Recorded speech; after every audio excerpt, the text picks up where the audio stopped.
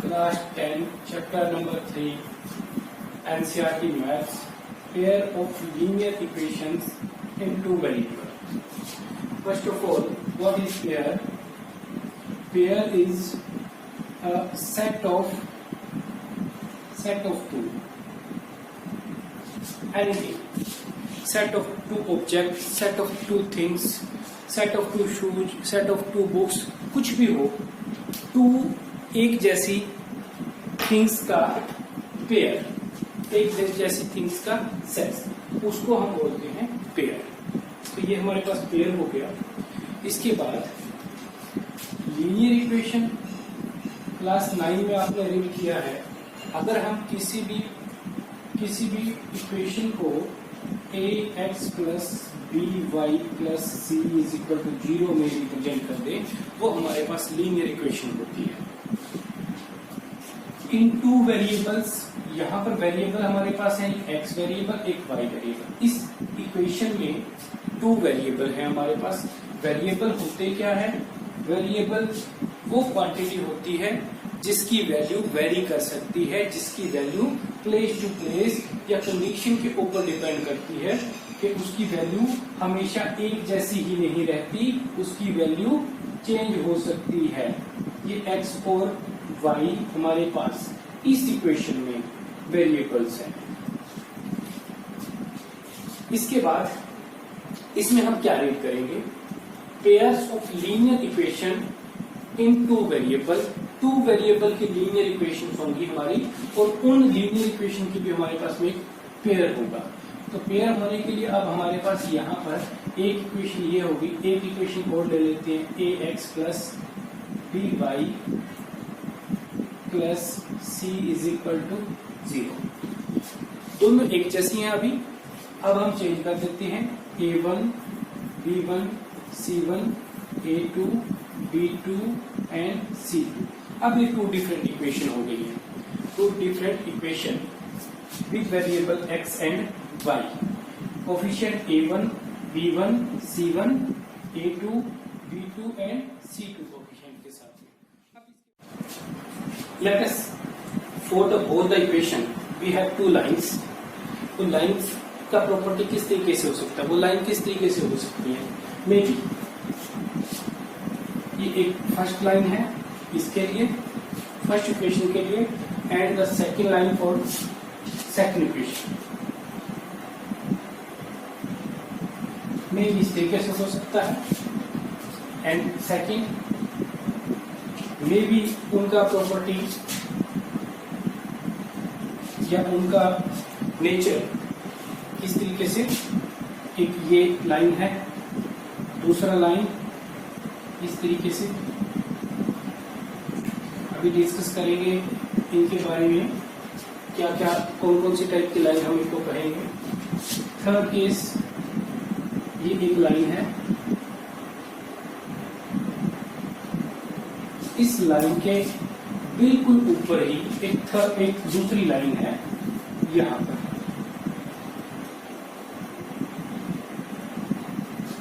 बिल्कुल ओवरलैप कर रही है। अब इनकी कंडीशन हमारे पास क्या बनी? ये 3 पॉसिबल कंडीशन बनती हैं। इन 3 पॉसिबल कंडीशन में देखो, ये दोनों लाइन एक दूसरे को इंटरसेक्ट कर रही हैं। दोनों लाइन एक दूसरे को इंटरसेक्ट करके जा रही हैं, और जब भी इंटरसेक्ट करेंगी ये एक पॉइंट पर इंटरसेक्ट करेंगी। जहां पे ये एक दूसरे को इंटरसेक्ट कर रही है वो एक सॉल्यूशन है, क्योंकि 9 में आपने रीड किया है, कोई एक स्ट्रेट लाइन है, उसके ऊपर में हर पॉइंट उसका सॉल्यूशन होता है। इस लाइन के ऊपर में जितने भी पॉइंट है वो इसके सॉल्यूशन है, इस लाइन के ऊपर में जितने भी पॉइंट है वो इस लाइन के सॉल्यूशन है।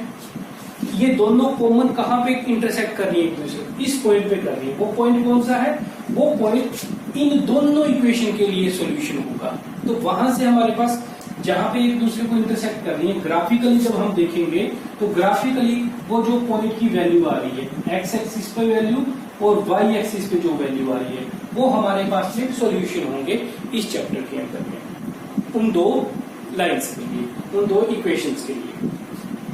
दूसरा नेचर क्या हो सकता है? मे बी वो बोथ लाइन, वो दोनों ही लाइन जो हैं वो एक दूसरे को इंटरसेक्ट ना करें, वो कहीं पे भी एक दूसरे को इंटरसेक्ट नहीं कर रही, वो दोनों लाइन पैरेलल जा रही है, वो दोनों लाइन पैरेलल जा रही है। ये फर्स्ट केस है हमारे पास जो था वो था intersected line, intersected lines. Second case, दोनों लाइन एक दूसरे को पैरेलल जा रही है, एक दूसरे के पैरेलल जा रही है। पैरेलल लाइंस क्या होती हैं? आपको पता है, जो लाइंस कहीं पर भी एक दूसरे को मीट ना करें, कहीं पर भी एक दूसरे को कट ना करें, वो लाइंस पैरेलल लाइंस होती है। ये हमारे पास पैरेलल लाइंस होती है। पैरेलल लाइंस एक दूसरे को कहीं पर भी इंटरसेक्ट नहीं करेंगी। तो जब ये देखिए एक दूसरे को इंटरसेक्ट ही नहीं करेंगी, इन दोनों के बीच में कोई पॉइंट भी कॉमन नहीं आएगा। तो जब पॉइंट ही कॉमन नहीं आ रहा, तो इस केस में कोई सोल्यूशन भी नहीं आ सकता। इस केस में हमारे पास एक सोल्यूशन आया था, इसीलिए हम इसको कहेंगे यूनिक सोल्यूशन। ये हमारे पास यूनिक सोल्यूशन होगा। दूसरा केस जो हमारे पास आया, इसमें सिर्फ कोई भी एक भी पॉइंट नहीं मिला हमें, इसमें हमारे पास होगा नो सोल्यूशन।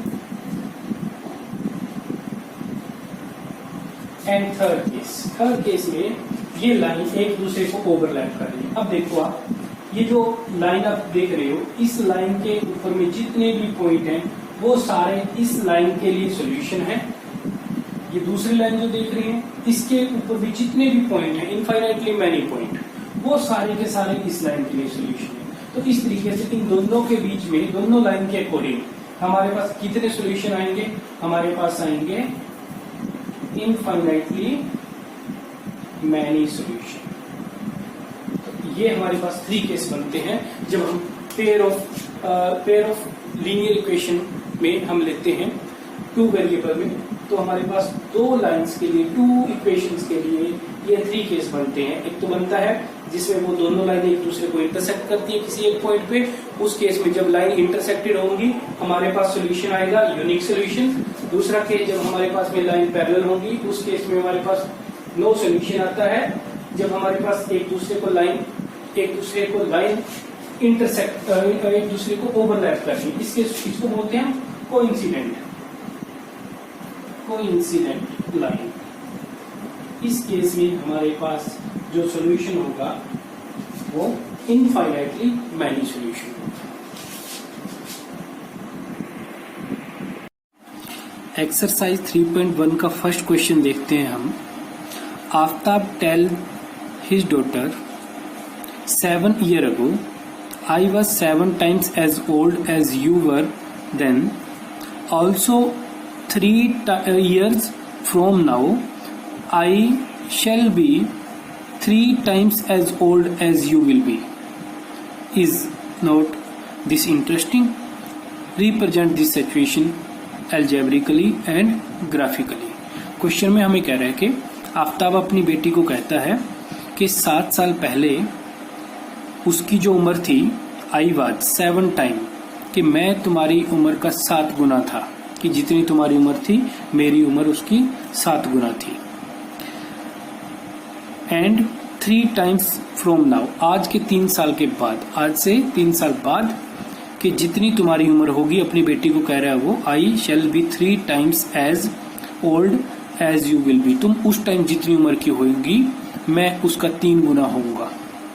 क्या ये इंटरेस्टिंग नहीं है?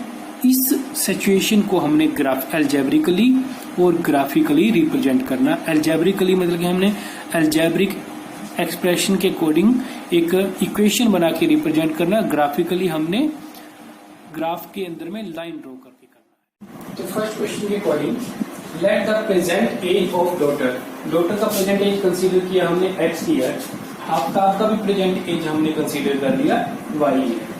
तो अब क्वेश्चन के अकॉर्डिंग हमें कह रहा है 7 years ago, 7 साल पहले, 7 years ago, आज से 7 साल पहले, 7 साल पहले आफ्ताब की एज क्या रही होगी और उसकी डॉटर की एज क्या रही होगी?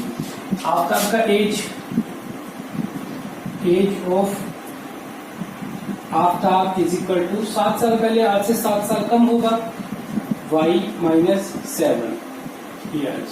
एंड सिमिलरली डॉटर का एज क्या रहा होगा 7 years बिफोर, आज से 7 साल पहले डॉटर का एज रहा होगा x माइनस 7 years। रिलेशन क्या बताया? रिलेशन बताया कि I was 7 times as old. Aftab कह रहा है ये कि 7 साल पहले मैं तुमसे 7 गुना उम्र का था। मीन्स 7 आफ्ताब का एज हो गया y-7 और ये एज जो है उसकी डॉटर की एज के एक साथ में कंपेयर करें तो उसकी डॉटर की एज का 7 times है। ये हमारे पास में यहाँ से रिलेशन बन गया। इसको जब हम सोल्व करेंगे, सोल्व करने पर हमारे पास आएगा y-7 is equal to 7x minus 49। अब हम सारे के सारे वेरिएबल को एक तरफ ले आएंगे, वेरिएबल और क्वेश्चन दोनों टर्म को एक तरफ ले आएंगे तो क्या होगा, जब इधर से हमारे पास 7x इधर आ गया या हम एक तरफ ले जाते हैं, इस साइड में ले जाते हैं 7x minus 7x minus 49, y उधर जाके माइनस में हो गया माइनस y, 7 उधर जाके पॉजिटिव हो जाएगा +7। तो हमारे पास यहाँ से आ गया y, इधर 0 बच गया, जब सारा हम उधर ले गए 7x माइनस y, यहाँ से हमारे पास बचा -42 इज इक्वल टू 0। ये हमारे पास इक्वेशन नंबर 1 आ गई। यहाँ से ये नोट कर लेंगे जी, ये हमारे पास इक्वेशन नंबर 1 आ गई है। इसका हमें बाद में यूज होगा 7x minus y minus 42 is equal to 0, equation number 1। अब दूसरे रिलेशन के अकॉर्डिंग हम सेकेंड इक्वेशन बनाएंगे। फिर आगे कह रहा है आफ्टर 3 years फ्रॉम नाउ, आज के 3 साल के बाद, 3 साल के बाद आपको पता है एज प्लस हो जाएगी, 3 साल और जुड़ जाएंगे। तो यानी कि आफ्ताब का एज जो है, age of Aftab is equal to y plus 3 and daughter का age is equal to x plus 3। और रिलेशन क्या कहा उसने? रिलेशन कहा,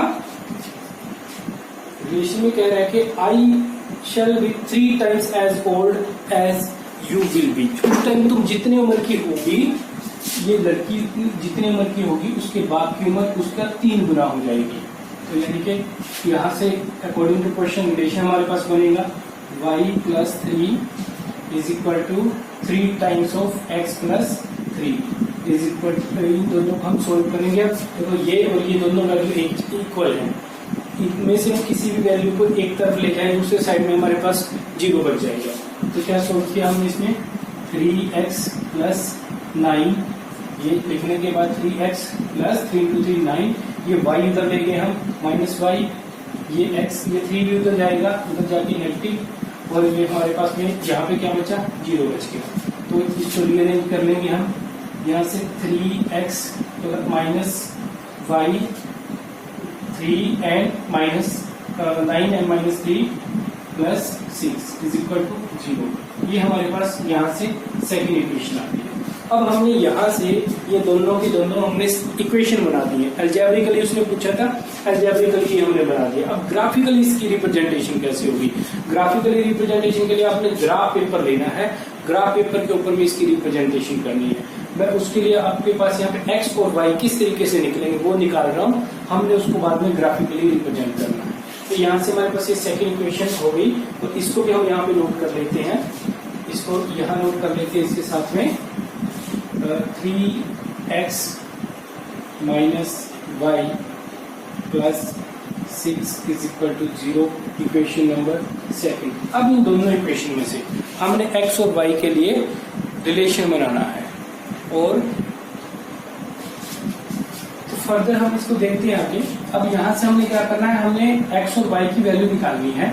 तो उसके लिए हम क्या करेंगे, एक इक्वेशन में से हम वैल्यू नहीं निकाल सकते कभी भी, हम इसमें एक वेरिएबल को दूसरे वेरिएबल की फॉर्म में लिख लेंगे। तो क्या किया हमने y को यहीं पे रखा माइनस y, ये जो बाकी है 7x और माइनस 42 उस साइड में ले जाएंगे, इक्वल के उस साइड में जाके हमारे पास हो जाएगा माइनस 7x एंड माइनस इधर जाके प्लस हो जाएगा प्लस 42 अपॉन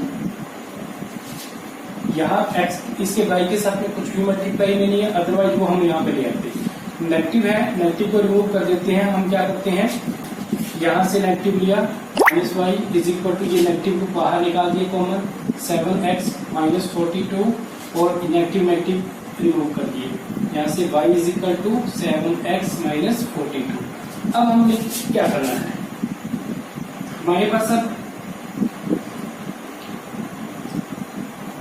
x की वैल्यू हमने अपनी मर्जी से कुछ भी पुट करना है।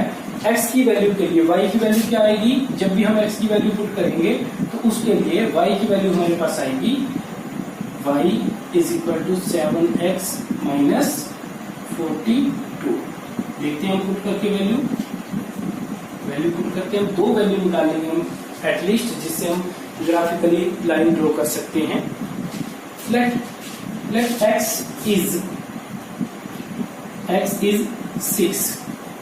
6 जब हमने पुट किया, x जब 6 पुट किया, 7 इंटू में 6 minus 42, 7 6 42 minus 42 is equal to 0। तो हमारे पास y की वैल्यू आ गई 0। When x is equal to x put कर रहे हैं हम 5, when x is equal to 5 into, यहाँ पे हमने 5 रखा, 5 इंटू 7 35 माइनस 42, हमारे पास वैल्यू आ गई -7। तो इस तरीके से दो वैल्यू निकलेंगी। ग्राफिकली हम ग्राफ पेपर में x एक्सिस पर 6 और y पर 0 पॉइंट ले लेंगे, उसके बाद में x एक्सिस पर 5, y पर -7, वहां पे पॉइंट लेके दोनों को ड्रॉ कर देंगे, दोनों के साथ में एक लाइन आ जाएगी हमारे पास। वो लाइन ये इक्वेशन के लिए वो ग्राफिकली रिप्रेजेंटेशन है। अब दूसरा इसमें से हमारे पास जो है वो क्या होगा, यहाँ 3x minus y plus 6 minus y as it is equal to 3x उधर जाएगा माइनस 3x, 6 उधर जाके -6, फिर माइनस को रिमूव कर देते हैं हम। कैसे करेंगे, minus is equal to, minus common निकालिए इधर से, minus y is equal to minus को कॉमन निकाला 3x प्लस 6, माइनस के साथ minus cancel, y is equal to 3x plus 6। यहाँ से अब उसी तरीके से रिलेशन बनाएंगे।